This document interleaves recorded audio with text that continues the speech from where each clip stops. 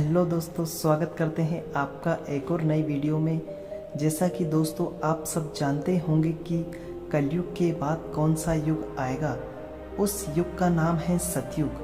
ज्योतिष और पौराणिक ग्रंथों में युगों के वर्णन अलग अलग हैं। ग्रंथों के अनुसार 4 युग होते हैं, जो हैं सतयुग, त्रेता युग, द्वापर और कलयुग। कहते हैं कि कलयुग में पाप अपने चरम सीमा पर होता है।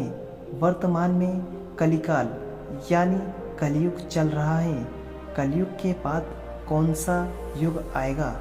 कलयुग के बाद ऋषि मुनि फिर से धरती पर अवतरित होंगे, लेकिन कलयुग की प्रधानता के सवाल पर शुरू से ही विचार किया जाना चाहिए।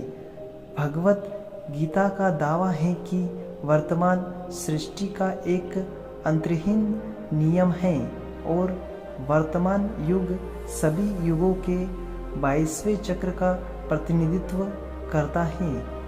जिस प्रकार शरीर त्यागने के बाद आत्मा नया रूप धारण करती है और दिन के बाद रात होती है, उस प्रकार युग भी एक निश्चित अवधि के बाद बदल जाते हैं। विष्णु पुराण वर्णन करता है कि कलयुग आएगा जब दुनिया के पाप की सीमा बढ़ जाएगी और लोग महसूस करेंगे कि अंधकार का युग शुरू हो गया है। कलयुग की शुरुआत महिलाओं के बाल कटने से होगी और युवा दिखने के लिए हर कोई अपने बालों को डाई करेगा। जब बेटे अपने पिता से लड़ने लगेंगे और ग्रह कलेश शुरू हो जाएगा तो कलयुग अपने चरम सीमा पर पहुंच जाएगा और ब्रह्मा और विष्णु एक हो जाएंगे। कलयुग का अंत तब होगा जब विष्णु कल्कि का रूप धारण कर दुष्टों का नाश करेंगे। इसके बाद सतयुग, एक नया युग शुरू होगा। कलयुग का अंत आते आते कैसी हरकतें करेंगे लोग? कलयुग 4,32,000 वर्ष का होगा। इसमें से 5,121 वर्ष ही बीते हैं। इस उम्र में लोग नास्तिक हो जाएंगे और उनका एकमात्र उद्देश्य धन कमाना होगा। नदियाँ सूख जाएंगी, गाय दूध देना बंद कर देगी और पिता पुत्री और भाइयों के संबंध समाप्त हो जाएंगे। कलयुग का अंत महान युद्धों, बाढ़ों, अंकालों और बीमारियों का गवाह बनेगा, जो मनुष्य जीवन को 12 वर्ष तक कम कर देंगे। हालांकि कलयुग की समाप्ति के बाद सतयुग शुरू होगा, जहां भौतिक सुखों के बजाय मानसिक सुखों पर ध्यान दिया जाएगा और घृणा के बजाय प्रेम पर जोर दिया जाएगा। सतयुग 17,88,000 वर्ष का होगा और मनुष्य की आयु 4,000 से 10,000 वर्ष तक होगी। भगवद गीता में हमें सिखाती है कि यह सभी युगों के परिवर्तन का 20वां चक्र है। इसका अर्थ है कि यह युग पहले भी 22 बार आ चुका है। जैसे हमारी आत्मा मृत्यु के बाद शरीर छोड़कर दूसरा रूप धारण कर लेती है, वैसे ही एक निश्चित अवधि के बाद युग बदल जाता है। कलयुग की पहचान। विष्णु पुराण के कलयुग से जुड़ी एक गाथा है, जिसमें कहा गया है कि जब संसार में पाप की सीमा बढ़ जाएगी तो कलयुग आएगा। तब लोग पहचानेंगे कि अंधकार का युग शुरू हो गया है। कलयुग की शुरुआत महिलाओं के बाल कटने से होगी। महिला अपने बालों को अपना आभूषण मानती हैं, वहीं कलयुग में वे उन्हें काटने लगेगी और पुरुष महिला युवा दिखने के लिए अपने बालों को रंगेंगे और हर कोई अपनी उम्र छिपाएगा। जब कोई पुत्र अपने पिता का हाथ उठाता है तो उसका अर्थ है कि कलयुग शुरू हो गया है। जब हर घर में लड़ाई शुरू हो जाएगी तो कलयुग अपनी चरम सीमा पर पहुंच जाएगा।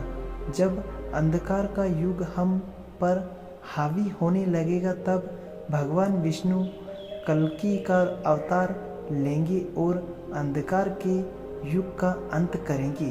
कलयुग की शुरुआत 3012 ईस्वी पूर्व में हो चुकी थी, जब मेष राशि में मंगल, शुक्र, बुध, बृहस्पति, शनि शून्य शंख को पार कर चुके थे। कलयुग का अंत। ब्रह्मा पुराण के अनुसार कलयुग का अंत आ जाएगा और मनुष्य की आयु शुरू हो जाएगी, जो 12 वर्ष तक चलेगी। नदियाँ सूखने लगेगी। पूजा करने से मनुष्य धन के पीछे ही भागने लगेगा। लड़कियां असुरक्षित होंगी। पिता पुत्री और भाई का कोई संबंध नहीं होगा। भाई अपने ही भाई के खून से प्यासे हो जाएंगे।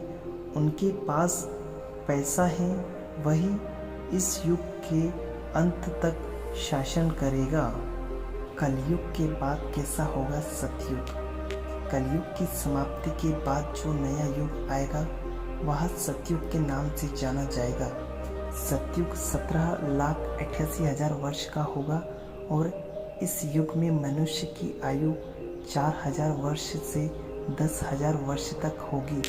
मनुष्य भौतिक सुखों के बजाय मानसिक सुखों पर जोर देगा और प्रेम ही एकमात्र ऐसी चीज होगी जिसमें घृणा के लिए कोई स्थान नहीं होगा। मनुष्य का सर्वोच्च ज्ञान फिर से स्थापित हो जाएगा। सतयुग में लोग आध्यात्मिक और नैतिक मूल्यों पर केंद्रित एक सरल और संतुष्ट जीवन व्यतीत करेंगे।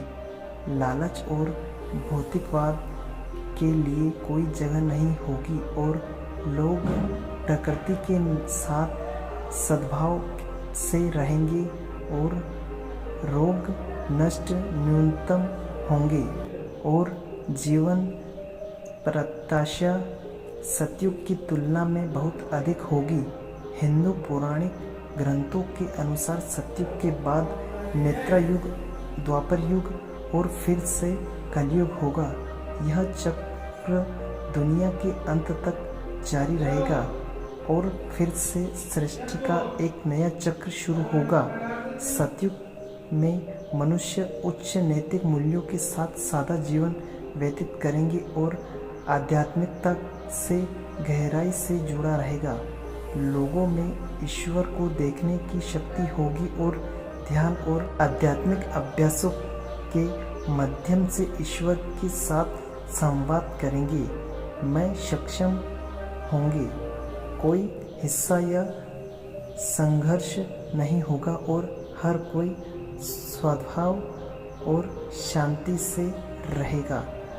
तो दोस्तों, वीडियो के जरिए अगर कुछ नया सीखने को मिला है तो वीडियो को लाइक और चैनल को ज़रूर सब्सक्राइब करें।